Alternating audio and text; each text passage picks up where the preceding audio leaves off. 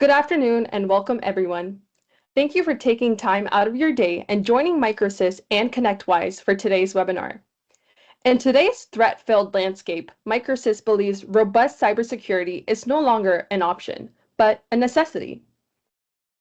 This webinar will delve into managed detection and response, MDR, has emerged as the new baseline for safeguarding your small business. Discover how MDR can elevate your security posture, protect your valuable assets, and ensure continuous business. Learn insights into the latest cyber threats and how MDR can help you stay ahead. Before we dive deeper, we will go through today's agenda, introduce our speakers, who will be talking about today's cyber threat-filled landscape and ways to protect your organization. The webinar will be 30 minutes followed by 15 minutes of Q&A, and you can post your questions in the Q&A section available on the top center with a question mark. So for today's agenda, we have the expansion of cybersecurity, thinking like a bad actor, common challenges for organizations, MDR, your front line of defense, and a Q&A session. Next slide, please. Today, we'll be introducing our speakers. First, we have Gilroy Panaya, the Managing Director at Microsys, founder of Microsys, 30-plus years in IT managed services and cybersecurity, solutions architect, former director of IT for Le Méridien Hotels North America, expert in business solutions, accounting and finance, automation and integration. I'm Afia. I'm the product manager at Microsys, designed and developed Microsys University Cybersecurity Awareness Courses training platform, author of cybersecurity blogs, and a software developer. Joining us, we have Jim Peterson, the Principal Solutions Advisor at ConnectWise. ConnectWise Advanced Certified Instructor, IT Nation Cybersecurity Facilitator, based in South Bend, Indiana, founder, Kinetic IT, and 25 plus years in IT focused on cyber, data protection, and compliance. Awesome. Now I'll pass it over to Jim. Go ahead. Sorry, I didn't mean to jump right in there. Thanks. Great introduction, Afia. Appreciate that very much.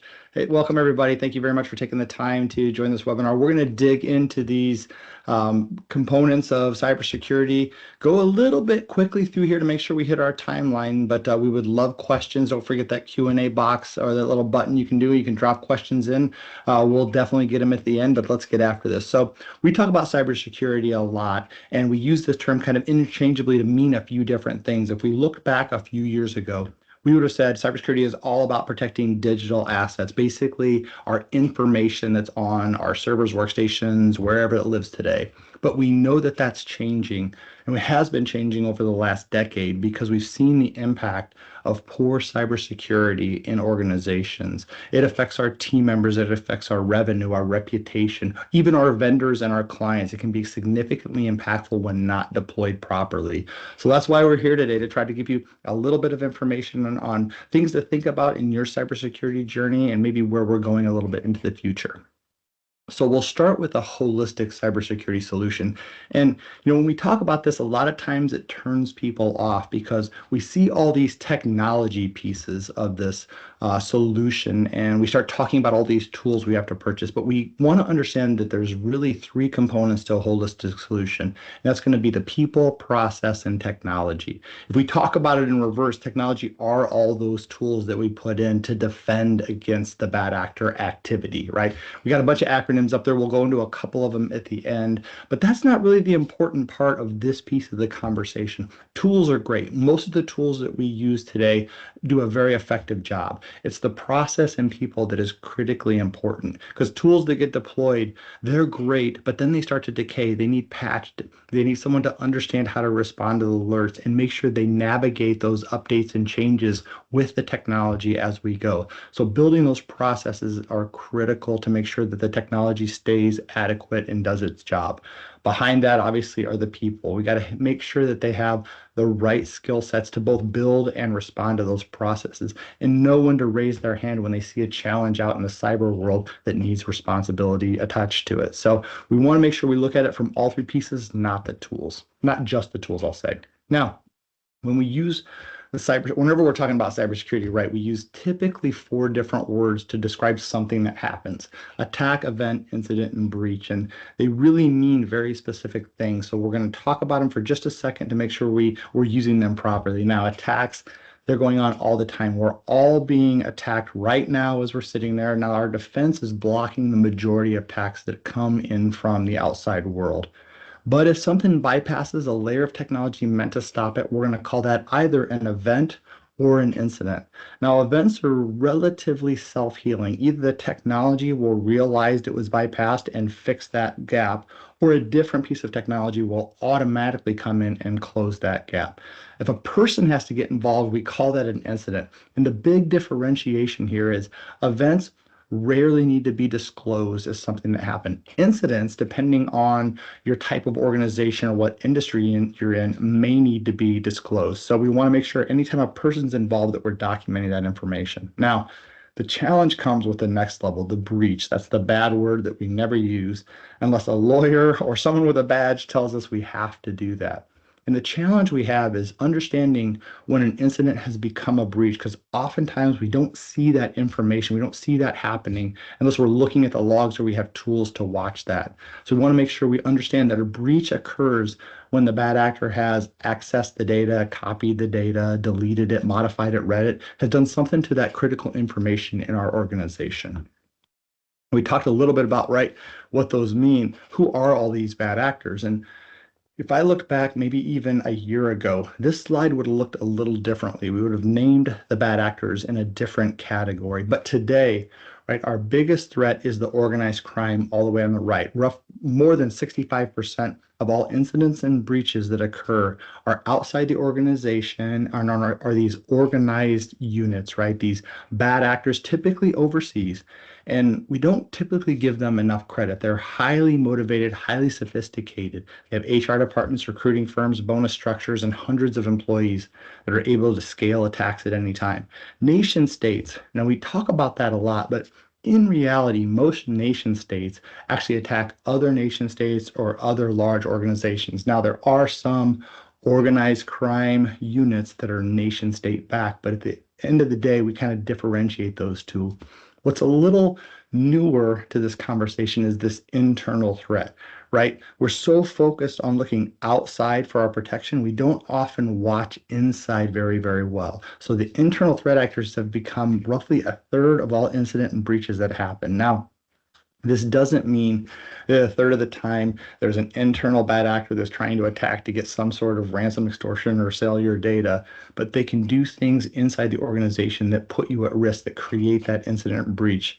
And when we don't watch that piece, we really can struggle in notifying when an incident or breach has happened. I mentioned ransom extortion and data sale, and everybody probably knows what these terms mean, but we're just going to go through them very quickly because a lot of times this is very impactful when we talk about cybersecurity insurance. We may have specific limits on ransom versus extortion versus reputation. So we want to understand when we're attacked, if that were to happen, what piece of our policy is going to be affected by these things that happen, right? Ransom is very simple. The bad actors have done something to your environment to make your environment inoperable, right? So you have to pay them to restore access. Extortion means they've taken your data and they're threatening to do something with it if you don't pay them. Obviously, if you pay them and they do what they say, which we can sometimes trust, sometimes not, then that extortion event has happened. And then there's data sale, and data sale typically doesn't have much to do with us, right? They just sell that data to the highest bidder on the dark web or the black market or whichever way you look at this, right? They're just using this private information and getting $1 a social security number, $10 a credit card number, something like that to some other entity. And a lot of times this is more of a reputational damage to our organization if that information is leaked. So since we know these organized crimes are, over 65% of attacks, we want to understand a little bit more about how they get in. And there's two common methods where bad actors are going to get into an environment. It's going to be environmental, meaning it's software or hardware related, or it's going to be the human element, and they've done something to bypass our security to let them in. Now, nobody in here is going to be surprised that the human element is a much higher percentage of incident and breaches that are out there. But we don't want to discount things in the environment. Vulnerabilities are continually increasing, and that means there's something that's a challenge in that hardware or software that could give access to the bad actor without a human being involved. So this could be some sort of breach that needs to be patched or some error in the code. But there's also misconfiguration, unpatched systems, which is a real challenge still today, and then third-party breaches, which means I'm fine, but I trusted this other organization to connect to me. When they're breached, the breach comes through to my environment. We have to be aware of that. Now, the human element side, we said that's a little bit higher percentage. It's a lot higher percentage, is 68%. And this is a little misleading because if we take all of the human impact, it's closer to 80%, but we've moved some of those things like misconfiguration and not patching systems over to that environment side, or even a third-party breach that was a human element on the far side comes into our side as an environmental breach. So we know people are the real challenge here. And so we're doing everything we can to try and educate, just like joining this webinar. So let's go into a quick couple examples of how this looks in the real world. Now, in today's world, many of us are 100% cloud. So this could be an on-premise solution where you still have servers and workstations. This could be a fully cloud-based solution where you have every app in the cloud. But understand, anytime we make it easy for end users to access a system, we've exposed that system typically to the bad actors. So in this example, let's just say there's something inside your organization. We'll call it a camera server, right? So we have some cameras up in our organization. And we want to be able to see that from the internet. If we can see it, the bad actors can see it. And they'll use common vulnerabilities, common attacks, brute force attacks. They have a plethora of tools that can attack an organization and try to find a loophole to bypass its security, including one of the most challenging one, which is good credentials. When we put a system in place, we can see it, we're excited. If we don't change those default admin passwords, right, the bad actors are going to know that, can immediately get on the system. But at the end of the day, a lot of times when it's exposed, they can find those attack points, especially if we're not patching and keeping it updated, to breach that security. From there, they have two things that they do. They look to elevate their access and then steal data. A lot of times they may modify data in the process to do other things, but this process is relatively easy, especially when we look at unpatched or unprotected systems that are even behind a firewall. Now, from the social side, it's a little different, right? They're looking to attack our vulnerabilities, and that could be the timing of an attack that comes in. It could be maybe a boss or a president of the company, and we get this pressure from the upper leadership that we need to do something maybe that's outside of our normal way of doing things. But let's use a common example of out of office. Mike's going on vacation, so he sets this out of office for everyone to see. Well, again, if we can see it, and again, this could have been something that was scrubbed through an AI search or found on Facebook or other areas where we know Mike's going on vacation, right? Bad actor's going to see it one way or another. And if I'm that bad actor, I'm sending them a password reset at 5:30 in the afternoon on Friday before they get on the plane. Mike's tired, he's stressed out trying to get the family in all their seats and wants to do a little work while he's on vacation, so he goes ahead and resets that password. Everything looks normal to Mike. Mike doesn't know that this was an attack, but that bad actor was able to capture the new username, new password, and multi-factor authentication token, all from that one click and then a password reset. From there, same process, elevate their own access and steal that data. Surprisingly, this happens more than we think it should. But it's not surprising because we expect to see things like this on our fake email or our phishing attacks. We expect to see these bad emails, from bad email addresses to poor grammar to generalizations like dear customer. We know we're not going to click on this, but they're coming in more and more like this, directed specifically at your first name. They can do some deep searches on email addresses and find people's first names. They can use good URLs to start and then switch those after the fact, so we click once it's gotten past our security system. And they use great images and great language today. So this bypasses our security and oftentimes makes it so we click that link because we assume it's safe. Now let's say that we get there, right? We click the link, we didn't know it. What does the bad actor do in an environment? Well, there's a whole process they go through. Once they've gained access, the first thing they're going to do is investigate, because they want to understand basically how I can get the biggest payout from this access I've been given. How do I maximize my ransom, extortion, or data sale? They're going to take their time understanding what type of data you have, how your organization works, how the money flows through your organization, so they can find the weakest links and attack them. From there, they're going to start to steal the data. At the end of the day, if they have your data, they have multiple ways to extort you, right? To gain money, to ransom you, to extort you, or a data sale. Because if we stop a ransom attack right at the very beginning, and they have a copy of the data, they can still fall back to different methods of payment. From there, they're going to try to break your backup system. If they can be in charge of your restoration, they really put you in a position where you almost have to pay. From there, it's the production attack, and then the ransom request comes in. People are often surprised to find out this takes roughly 200 days. So they're in our environment for a long time before anyone typically notices. And this kind of doubles down on that internal issue. When we say internal bad actors, even if they're not meaning to be bad actors, or roughly 32% of incidents and breaches, when they're in the environment for as long as an employee is there and we're not watching that, it becomes a real risk because we're typically really good at seeing the cyber attacks that we block. We're also, unfortunately, really good at seeing that ransom request when it comes in. We're not great at seeing everything else that happens because we typically don't have tools doing that for us. So how do we protect ourselves, right? We'll go back to the people, process, and technology. And we always want to think in these three steps. How do we deploy a great technology? What are the processes to keep it updated and respond to alerts? And then who's going to do that to make sure they have the right skills to be able to make sure the technology is working properly? If we look at a typical stack, and this is a term that we use in the managed service provider community or IT community, saying, I'm going to buy a series of tools specific to your organization's needs. Now, we have some listed up here. These may not be the right ones for you. They may be the right ones for you, but at the end of the day, we won't know that until we're actually having a conversation about your industry, what type of data you have, how you work, what your threat risks are, what you want. Lots of questions we have to ask.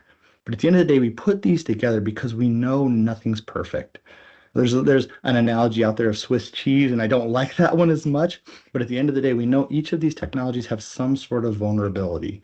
If we look at Mike, who went on vacation and clicked a link, in that case, there was a security awareness training failure. And I need something to back that up to make sure that that access doesn't go out to the bad actors. So I need my DNS and web filtering to stop the click. I need my managed detection and response, or endpoint to protection, to notice when something happens on the machine that's not supposed to happen and stop it. I need these tools to back each other up. So when there is a breach, or when there is an event or incident, I should use those terms instead, that it's going to be protecting our organization. Now, we used to say business continuity and disaster recovery was the last line of defense, and we'll still find a lot of organizations using that term because it's pretty common. In today's world, unfortunately, we've shifted to cybersecurity insurance being our last line of defense because so many bad actors are attacking that business continuity, disaster recovery, or backup system. Roughly 97% of the time, when a bad actor gets into an environment, they attack that system because they know if they can destroy your backups, then you are almost guaranteed to have to pay them unless you want to close your doors, which most people don't want to do, right? So let's dig into why one technology that's so important, called managed detection and response. If we look back at this layer, it's the top of the stack. And the reason that it's the top of the stack is because we have computer systems, laptops mostly, right, out in the wild, out in the world doing work. And we want to make sure that that front tip of the spear from our work productivity level is protected. Now, we used to call this antivirus, or AV, many years ago, and AV was great. When threats first started coming out, antivirus was deployed and stopped the majority of threats. The weakness to antivirus was it had to know about something to be able to defend against it. It used a thing called signature files. Each attack had a signature to it. And once the antivirus companies knew that signature, they could stop that attack. Well, bad actors are crafty. They always find a way of getting around things. So they said, hey, how about we just change the signature every time it executes? So that every time we clicked the link, every time it ran, it would create a whole new signature. And the antivirus companies just really struggled to keep up with this. They had to wait until they figured out what that signature was to block it. So we developed a new technology in the space called endpoint detection and response. It did everything that antivirus did, plus looked for unknown threats, things that activities that would happen on those endpoints, on those laptops, desktops, and servers that shouldn't be happening. It would monitor constantly. And even if something started executing that wasn't supposed to run, like an encryption process, it would stop it and revert the files back so we could keep it at an event and not have it transition to an incident. From there, the technology is great, kind of revolutionized the protection at the endpoint. But we knew we needed a little bit more. We needed a little more visibility in that because sometimes an activity would come up that the system didn't know whether it was good or whether it was bad. So we added a management layer of that, leveraging a security operations center and called it MDR, Managed Detection and Response.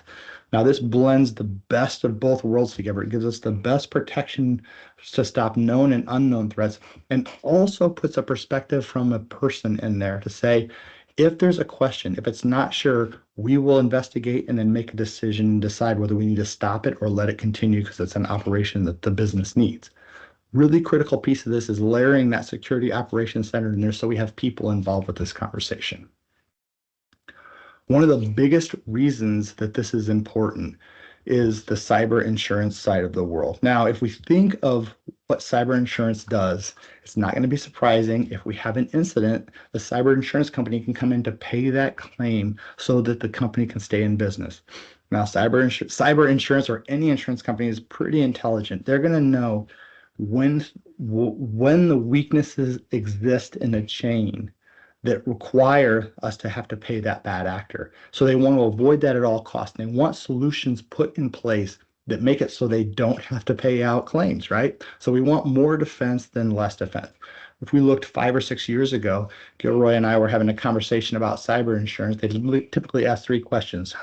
What industry are you in? How much revenue do you have? And how many employees do you have?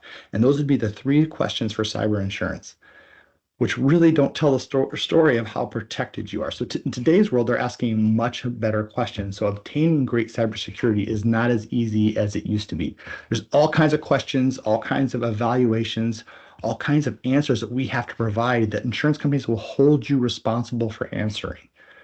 And at the end of the day, if it's not easy anymore, then it's probably not the right insurance. We talked about some of those limitations, and we often see business policies that are $1 million, but they have roughly $50,000 for extortion, $100,000 for ransom, which doesn't cover the $569,000 average breach cost in today's world. So understanding how MDR plays into this is pretty important because those questions are getting better and better.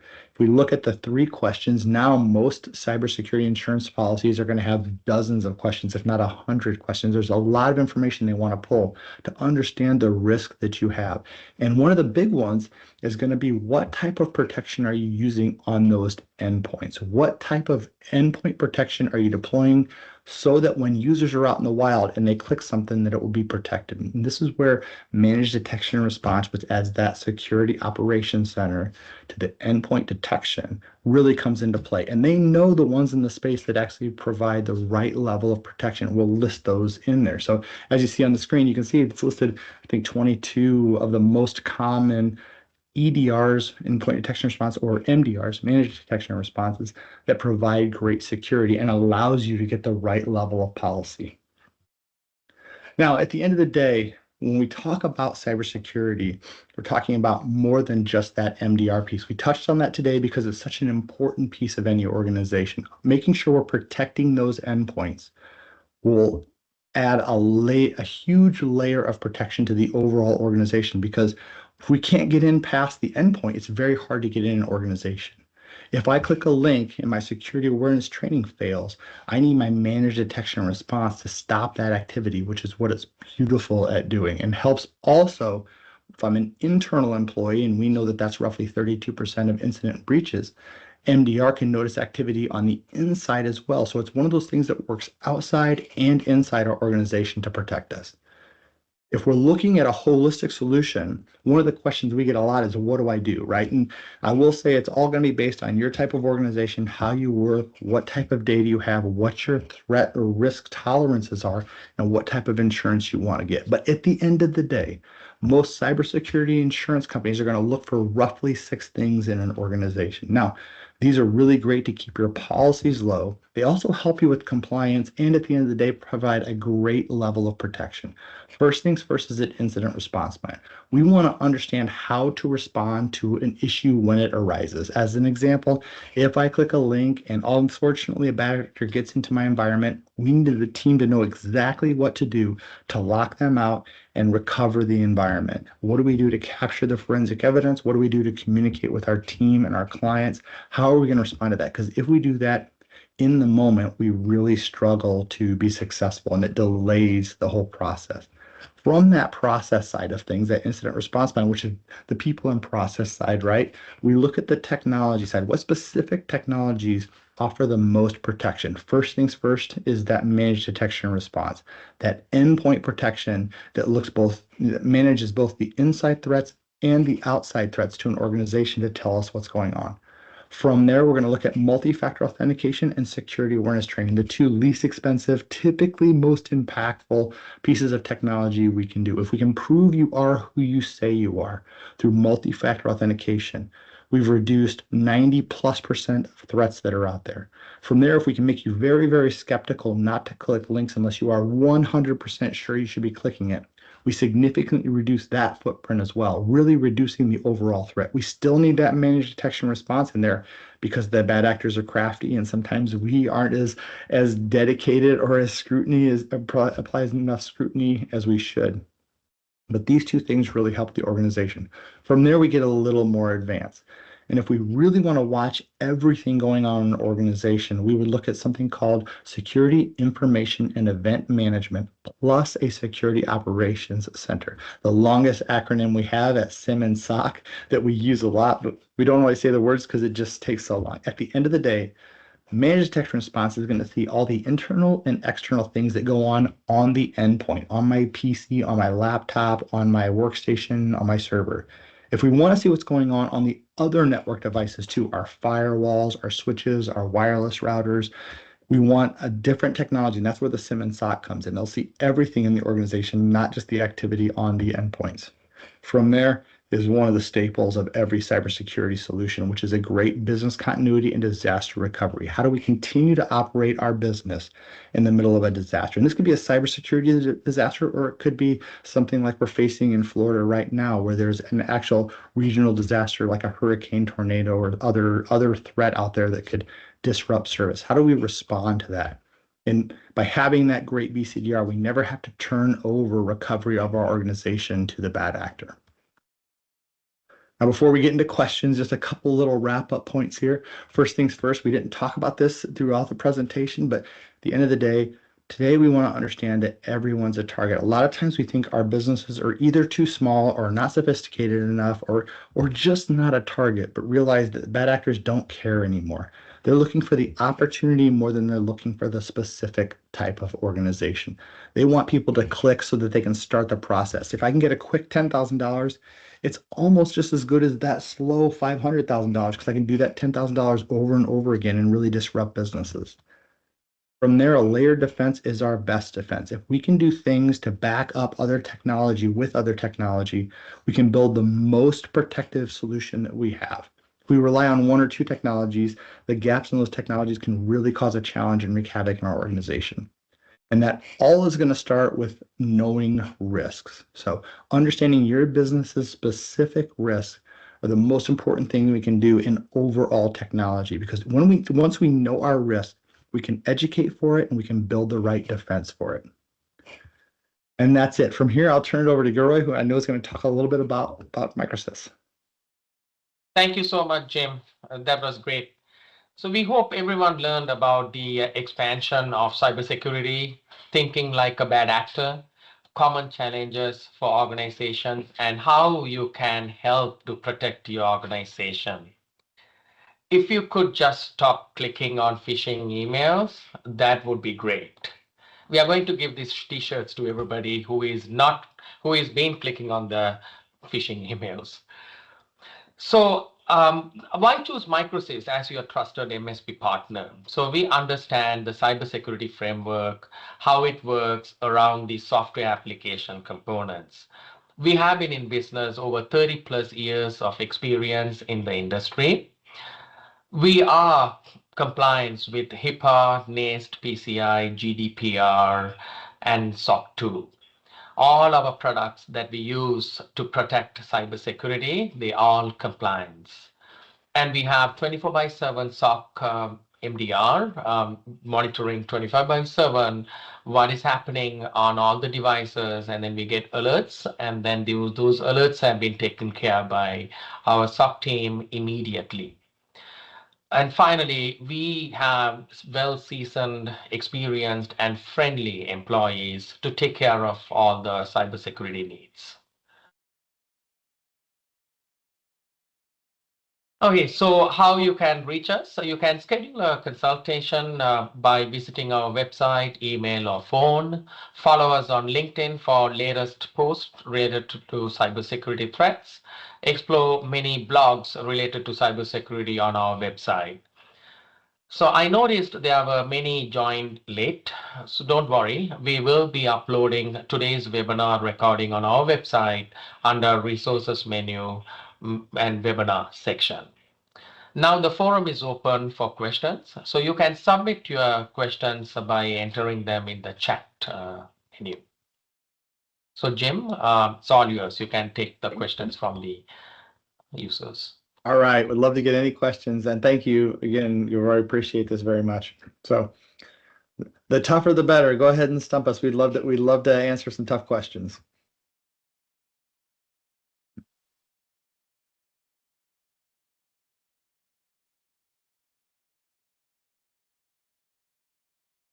Oh, great question. All right, how do I know if I have antivirus, endpoint detection and response, or managed detection and response? We get this question almost every time when we talk because we say, hey, there's a big difference here. At the end of the day, the tool will tell us a lot of things about what you're specifically using. If I'm saying what's the easiest path to know this, at the end of the day, I would just reach out to Gilroy and ask him, hey, I have, this specific solution. Do I have AV, EDR, MDR? Because a lot of pieces of software out there, hopefully we're not using AV. I'll just start there because antivirus it's just not a good enough protection in today's world. But the difference between endpoint detection and response and managed detection and response is pretty important. And some tools will be offered as a standalone product or a managed product. And you may be paying a little bit more for that managed product, but understand you have a whole security operations center behind that, monitoring and maintaining that solution. So I'd say the best thing to do is to reach out to Microsys, and you guys can help define which level they're at, I'm assuming, Gilroy. Yes, awesome. for sure. Okay, perfect. Yeah. Awesome. Love more questions. I gotta start figuring out how to do a giveaway for people who ask questions so that we can spur people to be the first one to break the ice. We had one here, but let's get a few more. That'd be great. Oh, what type of assessments? Yeah, great question. Yeah, so we did touch on a little bit on, no, we didn't even touch on assessments today, so let's talk about that. So there's typically a couple of different type of assessments. What you normally hear are things like network assessment, security assessment, vulnerability assessment, and they all sound very similar. I would say first things first, a network assessment is going to tell you what assets you have. So specifically, what is included with your network. And this is really important from a management perspective because we want to make sure we know everything that's physically out there so that we can monitor it and maintain it, meaning we can patch it, tell you when it's time to replace it because that's end of life or end of support, and do the process of making sure that hardware is proper and software too, and you're not paying for too many licenses also. From there, a security assessment. Now that's going to add in a little bit about your organization. It's going to say, hey, you have all these pieces of equipment out there. You have these tools protecting them. Here are the gaps in your security that we would see for your organization. And then you can build a plan from that. Vulnerability looks a little deeper at each of those pieces of equipment and says, of all the hardware and software you have out here, here are the specific vulnerabilities that the manufacturers have identified that need to be corrected in the organization. And it sounds like it's an easy process. And if we think of Microsoft, right, we get automated patching a lot. But there are so many pieces of software. I think the last estimate, most businesses are running up to 60 different pieces of software, whether they know it or not.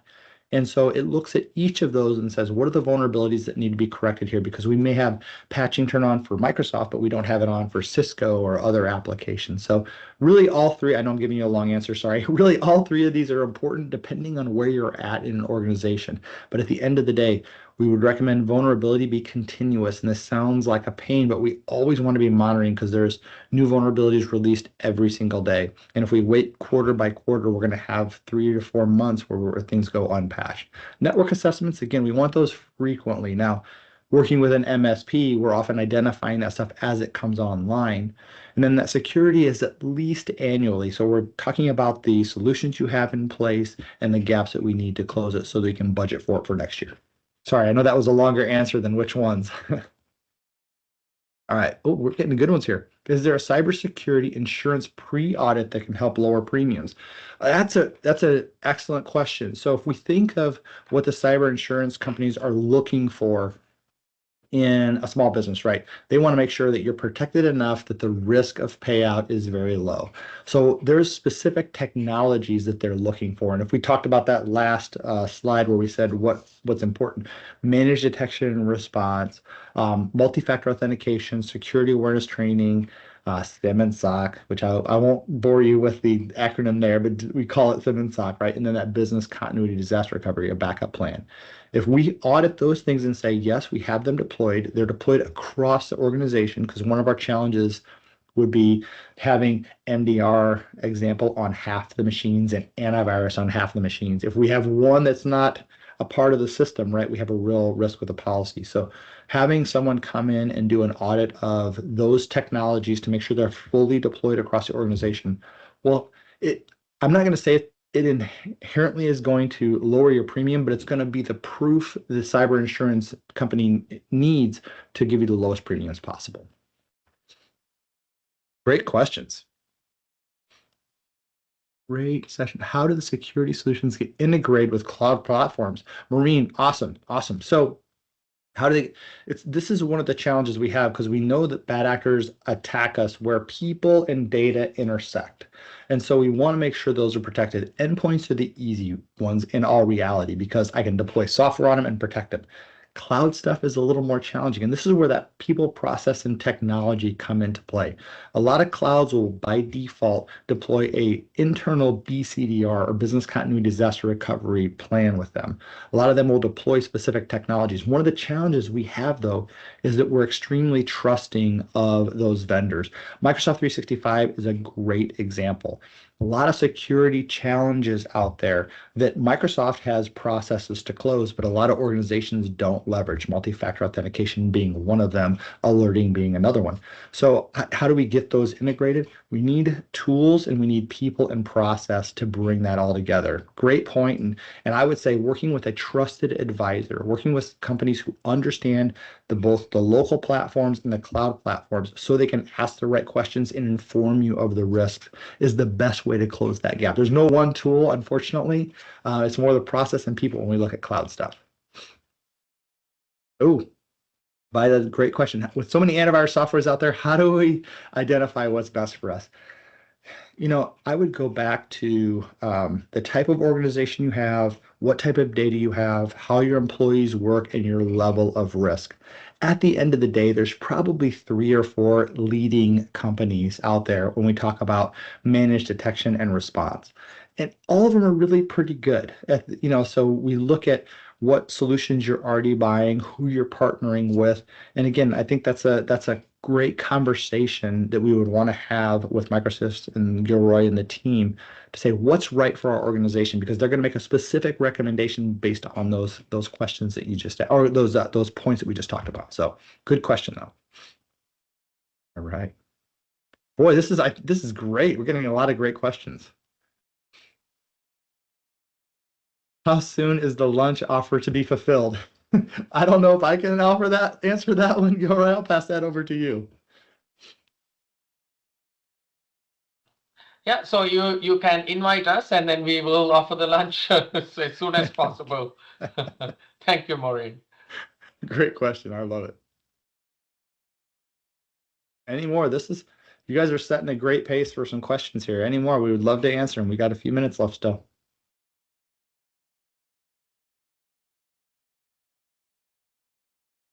Here you go.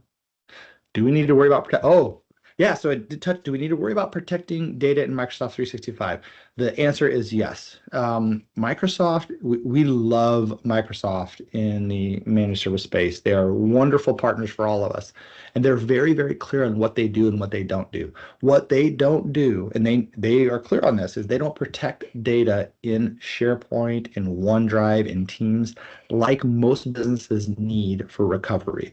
So we almost always recommend that we use an outside solution to back that data up separately from Microsoft. This does a couple things. By default, Microsoft will do a copy of the information, but doesn't keep a lot of history, doesn't keep a long-term backup of that. And if we require a year or so of data to be protected, thinking about bad actors being in our environment for 200 days, if Microsoft's 27 days of protection doesn't cut it, we're in a real challenge. So yeah, we want to protect that outside of 365. And there are very inexpensive and easy solutions that take care of this for you. And obviously, Microsys, Gura, and the team can help you find the right one. So Jim, we are reaching out the time. So we'll take one more question and then we can conclude.